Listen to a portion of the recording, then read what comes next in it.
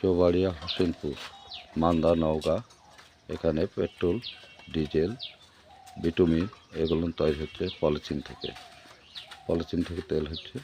এই দেখেন আমার মেশিন, এই মেশিনের থেকে তেল বের করার পরে তেল আমার দেখলে এখানে দেখতে পারবেন। এই যে ডিজেল, পেট্রোল দুটোই এখানে আছে, একই রকম, বোঝার চুক্তি নয়। বাংলাদেশের তেল আমার তেল একই সমান। দেখেন তেলগুলো দেখলে আপনারা বুঝতে পারবেন।